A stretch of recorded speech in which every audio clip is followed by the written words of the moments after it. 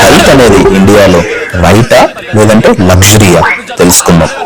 Constitution of India series fundamental rights article 21 right to life లో ఈ రోజు మనం రైట్ టు హెల్త్ గురించి తెలుసుకోబోతున్నాం. రైట్ టు లైఫ్ అంటే కేవలం బతకడమే కాదు, ఆరోగ్యవంతమైన జీవితాన్ని బతకడం. అదే రైట్ టు హెల్త్.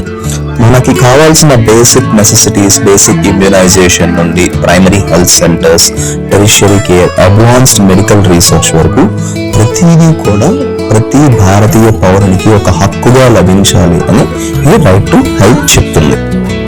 అయితే ఈ రైట్ టు హెల్త్ అనేది మన కాన్స్టిట్యూషన్ లో ఎక్స్ప్లిసిట్ గా చెప్పలేదు. సుప్రీం కోర్ట్ అనేక జడ్జిమెంట్స్ ద్వారా రైట్ టు లైఫ్ అంటే రైట్ టు హెల్త్ కూడా ఉంటుంది అని కీలకమైన ఉత్తర్వులు ఇచ్చింది. వాటిలో ముఖ్యమైన జడ్జిమెంటే state of Punjab versus Mohinder Singh Chawla case. ఈ కేసులో సుప్రీం కోర్ట్ ప్రత్యేకంగా రైట్ టు లైఫ్ అంటే హెల్త్ కూడా అతి ముఖ్యమైన కాంపోనెంట్ అని చెప్తూ ఏ హాస్పిటల్ కానీ private or public hospitals emergency medical కేర్ని నెగ్లెక్ట్ చేయకూడదు. ప్రొసీజర్స్ కన్నా ప్రాణం కాపాడడం అతి ముఖ్యమైనదని ఇమీడియట్గా వాళ్ళకి health and medical care provide చేయాలని చెప్తూ డైరెక్షన్స్ ఇచ్చింది.